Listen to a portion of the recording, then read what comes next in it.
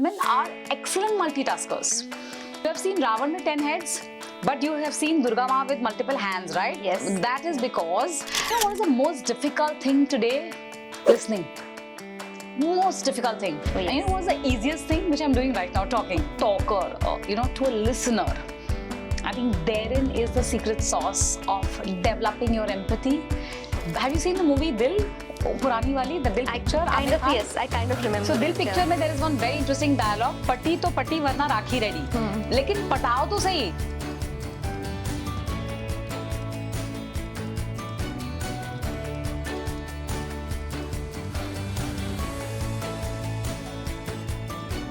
I'd like to start with a very powerful quote. Exceptional leaders don't just impart vision, they play a major role in curating that vision for the world. Ladies and gentlemen, please join me in welcoming Laxmi Iyer, CEO, Investments and Strategy at Kotak Alternate Asset Managers Limited. Hi Lakshmi, welcome to today's podcast. Thank you so much, Madhu. Pleasure, doing this with you here around today. And we are truly excited to be chatting with you today. And so am I. Yeah. So, Lakshmi, I was actually going through your LinkedIn profile and I observed that you mentioned that your three passions are finance, food, and films in that particular order. So, I'm very curious to know, how do you develop these passions, and what is it that, how have these three passions imparted, flavor to your life, I would say? Food definitely adds a lot of flavor, no doubt about it. But I want to talk about the finance and film bit. During the course of my interactions, whenever I used to meet investors across the country doing roadshows, meetings, I realized that they get intimidated when you talk jargons, right, when you talk too technical. But when you break it down and you slice and dice, it just becomes that much more interesting for them to be able to relate to you. And one thing that kind of relates with the audience is movies, films.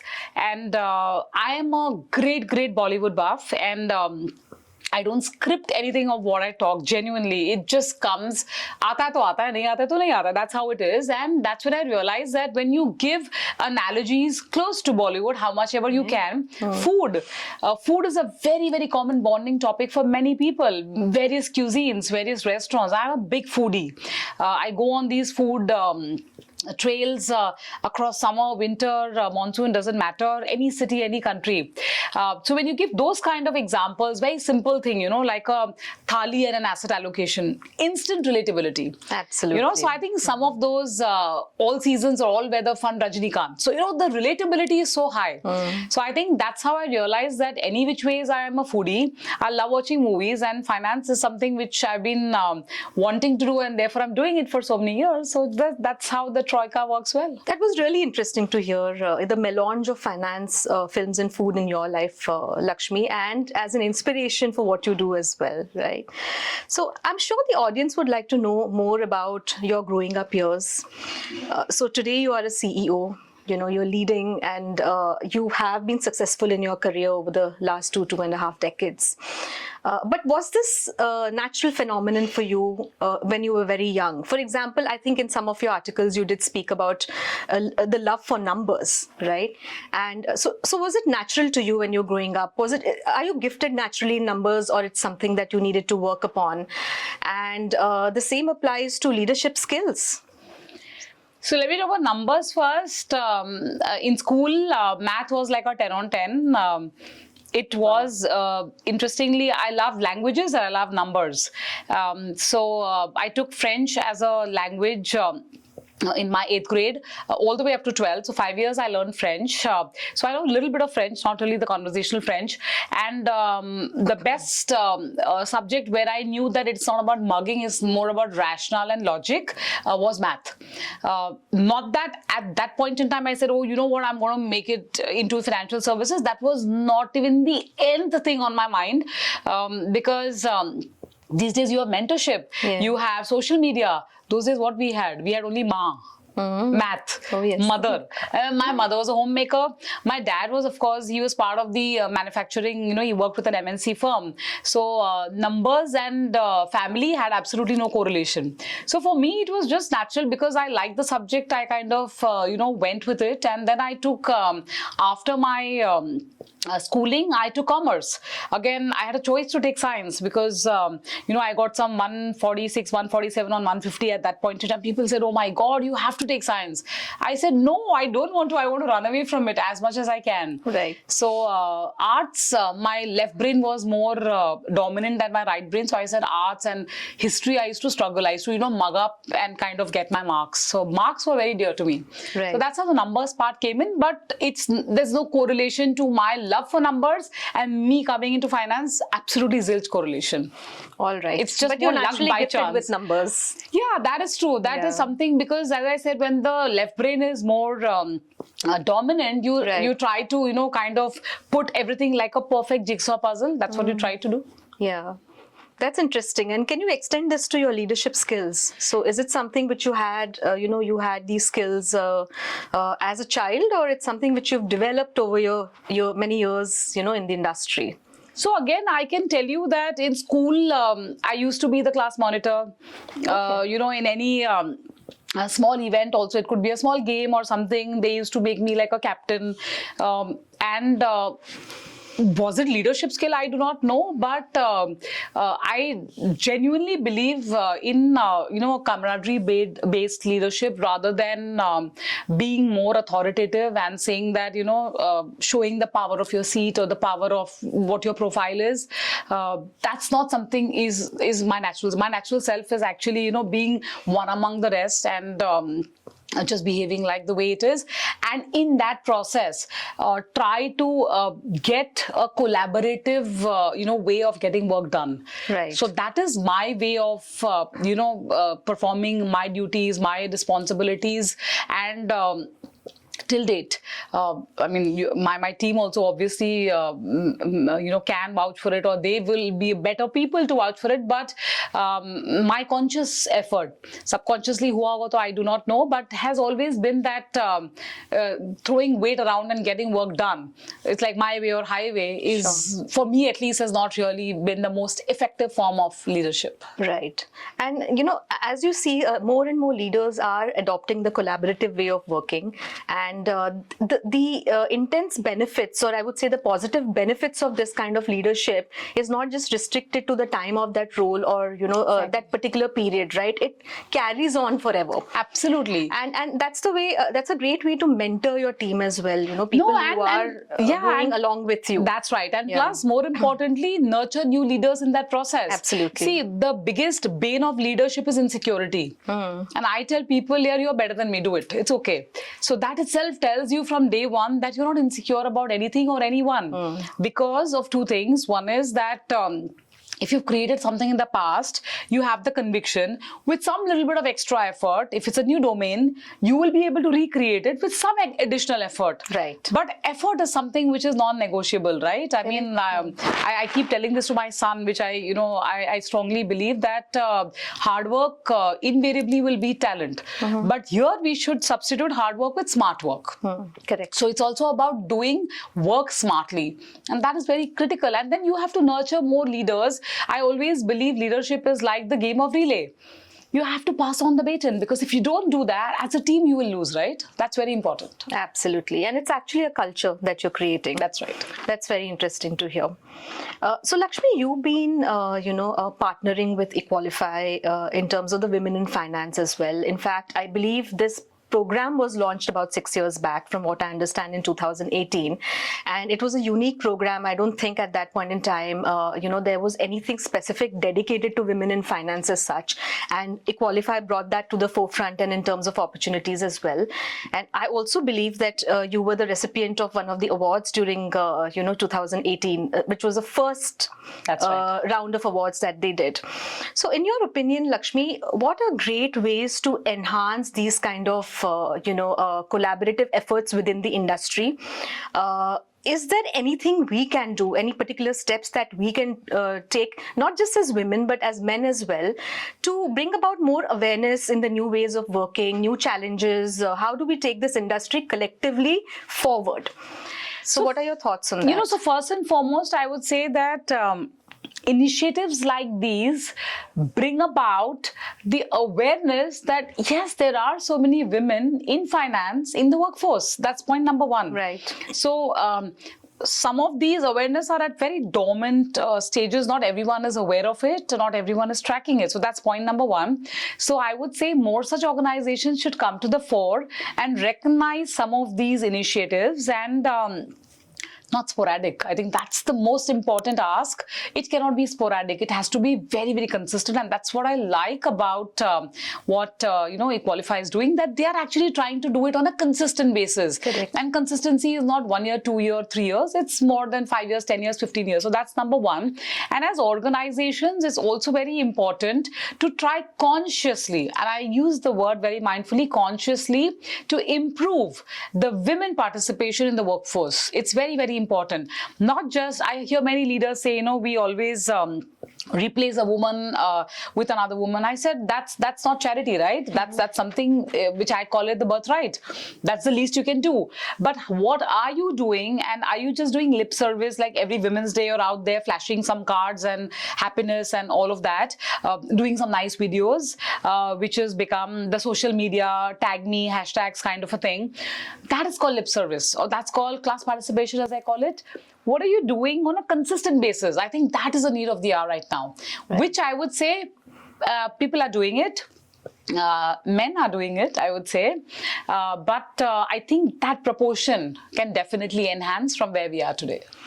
So what you're trying to say is there has to be deeper work, more genuine work, which happens on an ongoing basis. Precisely. And, we should not assign it only to lip service or, few instances where women are being celebrated as part of the industry. Absolutely. So the opportunities have to be equal, on an ongoing basis, on a day-to-day basis. Absolutely. I mean, I really wonder why there is no ho-halla about Men's Day being celebrated with so much of fanfare or whatever you call it. Again, this is not any, statement of feminism or something, but the point is that why glorify one particular day? Every day belongs to everyone. Absolutely. And it is genuinely gender agnostic. So just because you want some brownie points, don't just hand over one brownie or one chocolate. It's not required. Thank you for that. So these are really powerful thoughts, I think. So Lakshmi, when you initially started your career, and we know that at that point in time specifically, it was a male-dominated industry, and specifically the area of research and fund management, etc., etc. You did mention that you went through something known as a minority complex, right? How did you feel about it, and what steps did you take to overcome this? See, when I started my journey, before Kotak, I was with a firm called Credence, a smallish firm, and now it's, much larger. I joined into research, and there were hardly any women. Then when I moved to Kotak, this is again back in 1999, again, the industry was very small, growing of course, but very, very small. I was a 34th employee of Kotak. So you can imagine, just 33 before me had joined. Wow. And there again, hardly any women, or actually none, maybe one or two max in support functions. At that point in time, you start, and you're much younger, right? I was like 20 something. And then you're thinking through that, am I doing the right thing? You want something to, and who do you look up to? Who do you ask? My parents obviously believed that whatever I'm doing is the right thing, and they had no views for or against it. You didn't have any formal mentoring platforms or people whom you could look up to. So what do you do? So that is when you start questioning yourself that, chalo, theek hai, I think I'm doing the right thing, but I'm not really sure, because what are the other women doing? It's not that I'm the most competent. Obviously, there are way better women than me, even that time and even right now. But why are they not here? And this world is so exciting. I just love doing what I'm doing. So these were the kind of thoughts that used to pass my mind.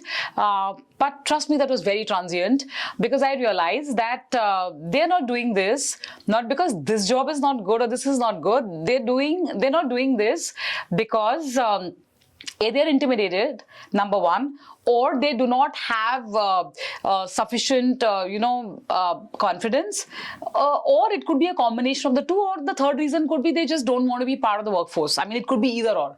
So I think that was a very brief moment where I did, tend to think through, is this the right track? Sure. And but yeah, as I said, I'm glad that that phase was very, very short-lived, because if it would have prolonged, then probably I would be doing poetry writing. I don't know. That's amazing. And I'm sure you do that on the side today as well. I've read some of your poems. I do it just for fun. It's Right. just that, some creative enzymes I try to, eke out Sure. here and there, but yeah, nothing formally. Okay, great. That's really interesting, and thank you for sharing that with us. Lakshmi, the world has changed a lot in the last 20, 25 years since you started your career, right? And the financial services industry, the way the investment industry is working today has evolved tremendously. So you have technology which has come in, you have processes which have been brought in, you have a lot of compliances, due diligence, right? What would your advice be to people to aspirants or, new people who have joined this industry? How can they carve a niche in this space over the next decade, 2 decades for themselves and for the industry and for the company as well? So I think the first and foremost thing for any of the, men, women or whoever who are, wanting to come to this industry is you need to have loads of agility. Extremely important, because the pace at which we are seeing things change on the investment management side, on the way things are getting, the way, for example, maybe even 3 years back, I never had a data scientist in my part of the team. But today you realize that data is everything. And more importantly, you need to churn that data to your advantage to be able to take some decisions. Correct.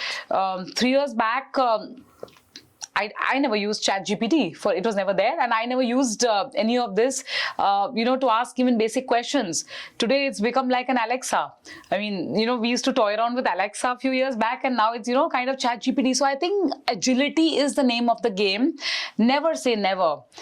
For somebody, I visited my friend in Manhattan about 6 years back, and he's into IT.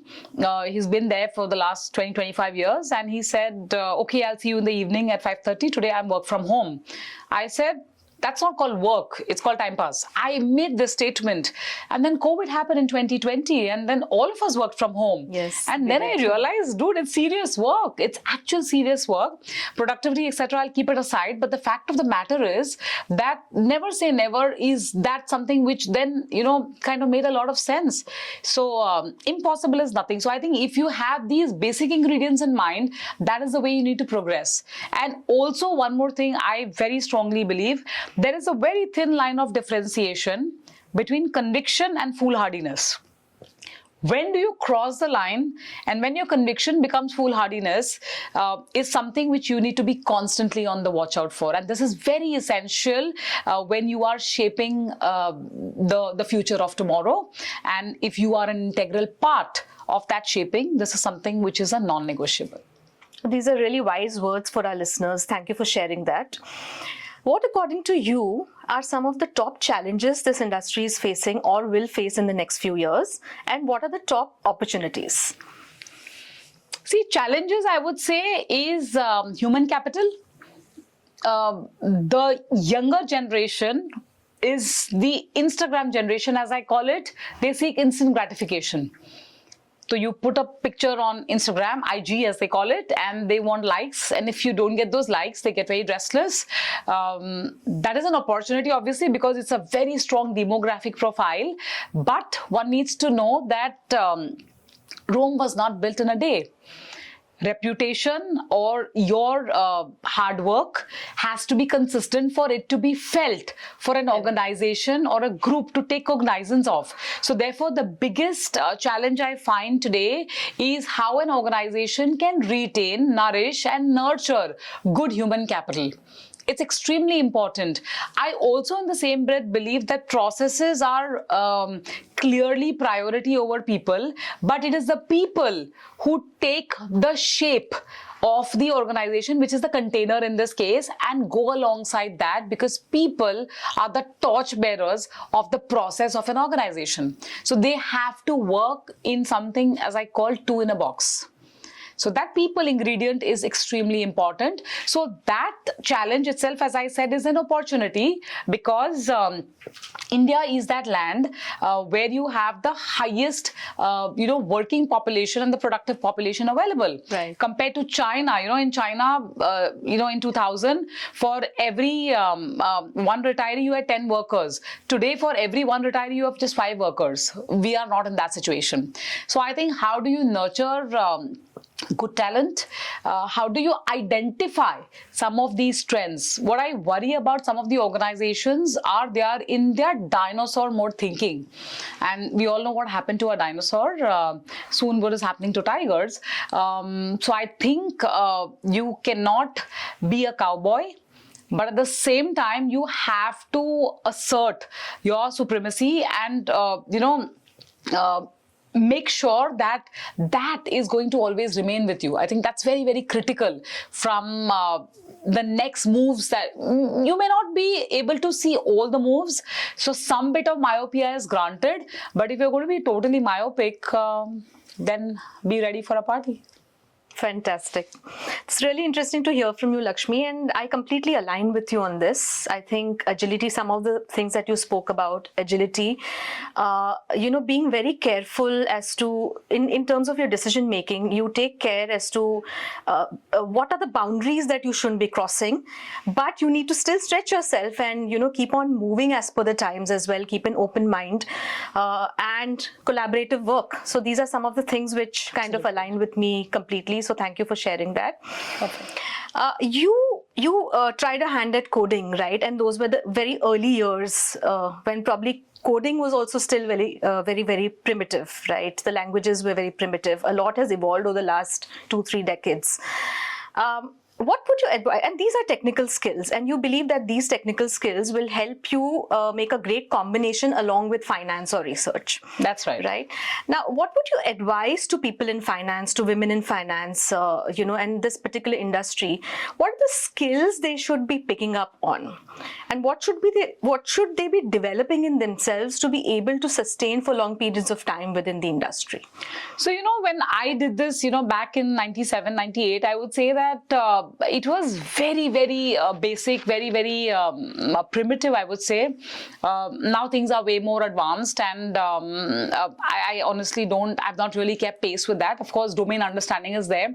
But today, I don't fear the lack of technical skills in an individual. What I fear is lacking is the soft skills. The KQ is very high, knowledge quotient, as I say. IQ is still pretty decent. The EQ is missing, the emotional quotient. So I think that combination is a non-negotiable if you want to have success at your workplace. It's very important, because I always believe that marriage with your profession cannot be a one-night stands. It has to be a marriage for keeps. The same way that you get married to your spouse and you don't get married with the intent of parting ways, and you try to make amends to ensure that that sustains, unless of course something really drastic happens, but we're not solving for exceptions. So I think apart from the requisite technical skills which is required for your respective profession, and especially since you mentioned women, I also want to bring in this element that women are excellent multitaskers. Okay, you have seen Ravan with 10 heads, but you have seen Durga Ma with multiple hands, right? Yes. That is because that multiple hands and the one single brain is good enough to execute multiple tasks. And I think that paired with the emotional quotient is a very deadly combination. So I think up the EQ, the TQ, the technical quotient or the knowledge quotient is anyway par for the course. That is expected of you. And that is where when I meet a lot of candidates these days, including women, I'm saying this is gender agnostic, I find that emotional quotient really lacking. So that is very important because you're working in a marketplace. Assuming this is a marketplace, you're working around with people, with humans. You're not working with robo. You may be using robos, or you may be using some of those for enhancing your work, or maybe expediting your work, or something of that sort. But you're working with human beings. Very important. So Lakshmi, that brings me to an extension of this question, which is my next question. How does one curate their emotional quotient? Because it's not formally taught to us. I think life lessons do teach us, resilience, empathy, and all the things that go along with a high EQ. But as a CEO, as a leader of this company, what would your advice be to people in the industry, in your company, as to how they can take up the emotional quotient? How can they work upon that? You know what is the most difficult thing today? Listening. Most difficult thing. Oh, yes. And you know what's the easiest thing, which I'm doing right now, talking. So I think when you morph yourself from a talker, to a listener, I think therein is the secret sauce of developing your empathy, developing those emotional quotient. It's so very important. We don't let people, consciously, subconsciously, we don't let people complete a single sentence. And you don't need to be a TV anchor to do that, trust me. They might do it in the interest of time, but even in normal conversation. So I think once you start, and it's the most difficult art, trust me, because attention span is so low. Human attention span is only shrinking. And trust me, 5 years down the line, if we do a similar interaction, it will be even lower. So I think it's so important to get your messaging right and be a good listener. And when you are a good listener, you're absorbing. When you are absorbing, you are also gauging body language. You're doing all of that. And that's the true trait of a leader. And when you are able to do that, then you are able to listen even unsaid words. That will take some time. It cannot be taught in any textbook. It cannot be Googled. Everything is Googleable, right? These days, anything from pin to penthouse, people start Googling, but it's not that easy.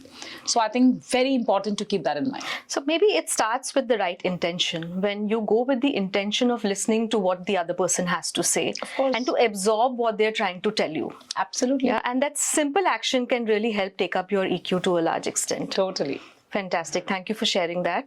Lakshmi, you've always propagated that women should take ownership of their own finances. And if you see, money is a sensitive topic. And it's also culturally, different from, it differs from culture to culture, you would agree. Some cultures find it very difficult to discuss money openly, and some cultures are very comfortable doing so. And in India as a culture, money is not very openly spoken about, and especially by women.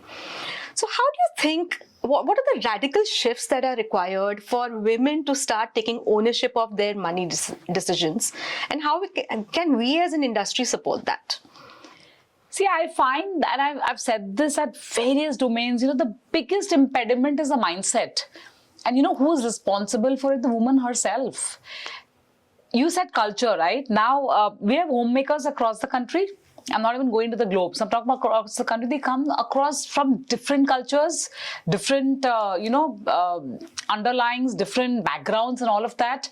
But homemaking is something which they do so well, which is taking charge of not just the infra logistics part of it, but also the money aspect of it. Correct. So if you can do that to your house, why can't you do it to your own finances? So all I'm saying, the degrees might vary, but it is a non-negotiable. It is absolutely non-negotiable that you don't even know what is happening on the financial side of your life. If breathing is gender agnostic, we all need to breathe to survive. I would say financial survival needs you to be financially aware. I'm not saying, start, building a portfolio from day one, from scratch. It's not fair, assuming you're a homemaker, for example. But yeah, if you are, a professional woman, for example, you are already in the workforce. It is not necessary you have to be part of financial services. I don't need to be in aviation to understand the aviation sector. I don't need to be working in hospitality to talk about the hospitality sector. But domain understanding, as I said, the degree might vary. Nobody is expecting you to know a 10 on 10. So I think it is inevitable that women pick up the astra of financial awareness and take on and march on, and then, depending on your inclination, take it to the next level. What can the industry do? Well, I think the industry is doing a lot. For example, within the financial services, about 7 to 8 years back, there was an awareness campaign called Mutual Fund Sahi Hai. While it was intended with mutual fund as a vehicle for investments, the broader preamble is the same thing. Why asset allocation? Why should you invest? How should you start? Why are you in bed only with gold? Or why are you wedded only to a traditional mode of investments like bank deposits? All of that. What are the myths you seek to bust are so important. And I would say, and again I've said this in the past, that your Stridhan is your financial awareness and you being empowered to take those decisions if in an eventuality there is some kind of untoward incident. Where are you headed to? So I think keep that in mind and take those baby steps, not today, I would say as of yesterday. Fantastic. And that's a very strong and powerful message to women in particular, to take ownership of their decisions, of their money, build wealth for themselves. And I think it's okay to aspire if you want to build great wealth as well for the future, and that's absolutely okay for a woman to aspire. Of course, to aspire for. Absolutely, without a doubt. And that mindset needs to move away from the traditional mindset to a more open autonomous mindset where the woman really takes up that ownership totally of her own money. See, and I am a big proponent of impossible is nothing. Yeah. And I also equally believe that, have you seen the movie Dil? Purani wali, the Dil picture? Yes, I kind of remember. So Dil picture mein there is one very interesting dialogue. Pati to pati varna rakhi ready. Lekin patao to sahi. At least if you do not try, you will not know what you can achieve, right? Yes. So it's always worth going for the big shot. Yes, absolutely. What's your one favorite thing about Equalifi? The best part about, or there are many things actually, as I said, it's a very inclusive, organization in terms of doing multiple things, collaborative approach, trying to cover, as I said, the lesser covered gender in the world of finance, all of it, and doing a lot of topical stuff, which is very relevant. So I think all of these, it's very rare to find it under one umbrella. And that's what Equalifi is all about. Thank you so much, Lakshmi. I think we gained a lot of wisdom through this chat today, and I'm sure the audience really appreciates all the important things that you have had to share with them on the industry, on leadership, on your own journey, and that's so inspiring to so many of us. So thank you for that, and thank you for all the listeners for tuning in. Perfect. Even I love doing the session, and the best part about these sessions are they are so extempore. It just makes a lot of sense and substance to the entire conversation. Thank you.